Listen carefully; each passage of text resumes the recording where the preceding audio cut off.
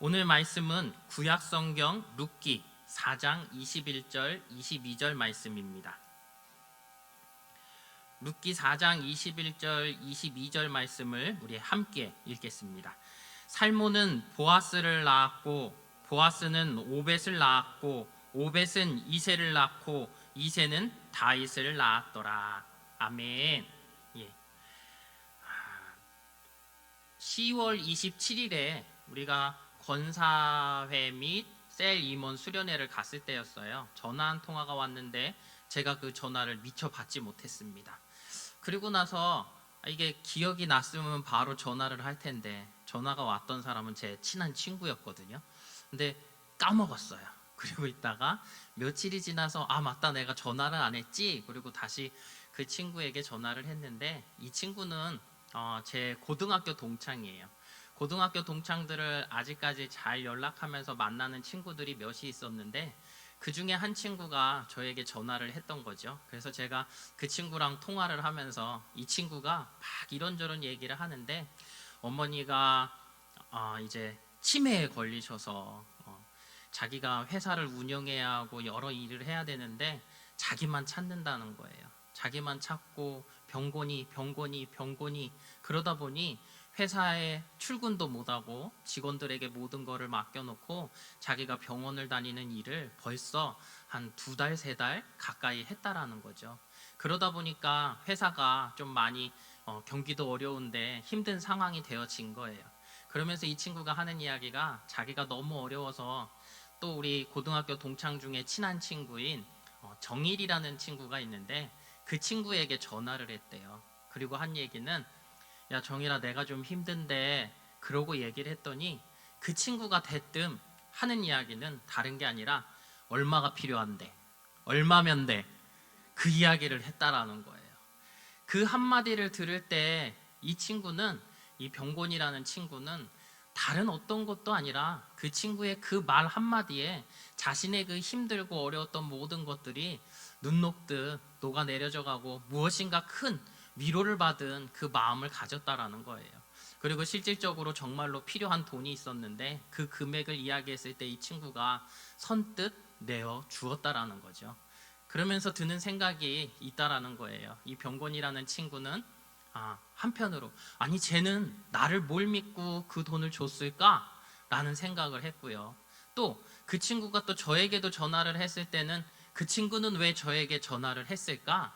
이런 생각들을 하게 되어지지요. 그런데 생각해보면 그런 것 같아요. 이 병곤이란 친구가 저에게 전화를 했던 건 다른 것이 아니라 자신이 무엇인가 그 삶의 어려운 것들을 이야기함으로 위로받기를 원했던 그 마음이 있는 거죠. 목사라는 친구가 있으니 내가 그 친구에게 무언가 내 삶에 대해 주저리 얘기하면 다른 사람들은 모르겠지만 쟤는 나에 대해서 혹 어떤 물질적인 어려움 때문에 그것 때문에 전화를 안 받거나 또 멀리하진 않겠지 하는 마음. 또 하나는 사랑하는 다른 친구에게 내가 물질적인 어려움이 있지만 이 친구에게만큼은 큰 돈을 빌려주진 않더라도 위로를 받을 수는 있겠지 하는 마음으로 전화를 했을 거예요. 그리고 또 한편 생각해보면 그 정일이라는 친구는 선뜻 그 5천만 원이라는 돈을 어떻게 줄 수 있었을까요? 그것은 다른 것이 아니라 그 친구도 무엇인가 자신의 삶 속에서 큰 역경을 이겨낸 적이 있기에 그렇게 자신의 돈을 선뜻 친구에게 내어주지 않았겠습니까? 이 부분들을 생각하는 시점에 바로 오늘 말씀이 저에게 다가온 부분이 있습니다. 오늘 본문에 보면 살모는 보아스를 낳았다라고 이야기를 하고 있어요. 그러면 이 보아스라는 사람이 누구냐는 거죠. 제가 여러분들에게 말씀을 계속 전하면서 룻기를 전했었잖아요. 그때 우리는 분명하게 알고 있는 게 있어요. 룻기의 시작은 흉년을 피해 모압으로 건너갔던 이 엘리멜렉 가문의 멸망, 이 가문이 몰락해가는 이야기들을 그리고 있다라는 것이죠. 그런데 보아스를 통해서 나오미와 룻이 하나님의 기업을 다시 세울 수 있게 되어지는 이야기가 바로 이 룻기서의 얘기였음을 우리가 기억합니다. 그런데 보면 이 보아스는 경제적으로도 부했을 뿐만 아니라 베들레헴 땅에서는 그가 명망도 있었다라는 것을 우리가 보게 돼요. 그런데 왜 이 보아스는 다른 사람도 아닌 이방의 여인, 그것도 남편을 잃은 과부, 그 여인에게 마음을 쏟을 수 있었고 또 그 여인을 도울 수 있었고 그 여인과 결혼까지도 생각할 수 있게 되었을까요? 그것을 생각해 보면 다른 이유가 아니지요. 마태복음에 보면 1장 5절에 나오는 그 예수님의 족보 이야기가 나와요. 살모는 라합에게서 보아스를 낳고. 여러분, 바로 이 보아스의 어머니가 누구라고요? 라합이라는 거예요. 라합은 누구인지 여러분들이 잘 아실 거예요.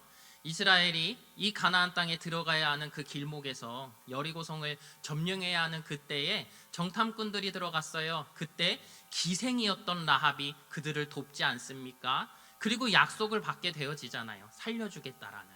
여러분, 그러한 라합이 바로 오늘 이 보아스의 어머니라는 거예요. 여러분, 그 구원함을 받은 축복이 있었지만 과연 보아스의 삶이라는 것이 순탄만 하였겠습니까? 혼혈하잖아요. 그렇죠? 이방인을 어머니로 뒀다라는 거예요. 그러니 여러분, 이 보아스가 자라나면서 얼마나 많은 손가락질을 받았고 얼마나 많은 힘든 상황들을 겪었겠습니까? 또 어머니의 모습을 보며 그는 얼마나 많은 아픔을 가지고 있었겠습니까? 바로 그 지점이 저에게 들어지는 생각이 있는 지점입니다. 여러분 생각해 보세요. 우리들도 그래요. 우리의 삶 가운데 힘들고 어려운 많은 순간들이 우리에게는 있었습니다. 그런데 그 힘들고 어려운 순간이 어떤 누군가에게는 그것이 나에게 쓴물이 되어서 내가 다른 사람들에게 가시와 같이 찌르는 그러한 사람들도 있어요. 하지만 또 많은 사람들은 내가 겪었던 수많은 아픔 또 그러한 경험들을 바탕으로 우리가 다른 사람들의 아픔까지도 이해하고 품어줄 수 있는 그 사랑의 마음을 갖게 되어지는 사람들이 있다라는 거예요. 보아스는 바로 그러한 수많은 경험들을 토대로 하여 그 안에 하나님께서 베풀어 주셨던 사랑을 기반으로 그도 또한 하나님의 그 헤세드의 사랑을 품을 수 있었다라는 사실입니다. 그러니 여러분, 오늘도 우리의 삶 가운데 중요한 것은 무엇입니까? 우리들 또한 보아스와 같이 어떠한 경험들이, 힘든 일들이 우리에게 분명히 있을 거예요. 그럴 때 우리가 이것이 가시가 되어서 많은 이들을 찌르는 것이 아니요, 내 안에 그것이 내 삶 속에 밑거름이 되어서 예수 그리스도의 사랑을 우리가 만방에 증거하고 나아갈 수 있는 우리 성도님들이 되시기를 주님의 이름으로 축복합니다. 오늘 우리 미랄 선교회를 통하여서 우리가 미랄 심장재단을 통해 우리가 함께 찬양 집회를 하고 또 우리가 찬양을 듣고 또 헌금을 하게 되어지고 우리의 마음을 모아 가게 되어질 터인데, 이 일들을 통하여서도 우리가 우리의 마음을 다하여 하나님의 사역이 온 땅 가운데 이루어질 수 있도록 함께 했으면 좋겠습니다. 기도하겠습니다. 거룩하신 하나님, 감사드립니다. 부족하고 연약한 우리들에게 하나님께서 귀한 사랑을 베풀어 주셔서 세상에 힘들고 어려웠던 모든 순간들을 극복할 수 있는 은혜를 우리에게 허락하여 주셨습니다. 아버지 나의 하나님, 그 은혜를 받은 우리들, 이제는 하나님께서 베풀어 주신 은혜로 말미암아 내 삶 가운데 평안이 있을 뿐더러 그 평안을 세상 곳곳에 전해줄 수 있는 우리 모든 성도들이 될 수 있도록 축복하여 주시옵소서. 우리의 그 아픔이 다른 아픔을 치유할 수 있는 은혜를 하나님 허락하여 주시옵소서. 예수님 이름으로 기도합니다. 아멘.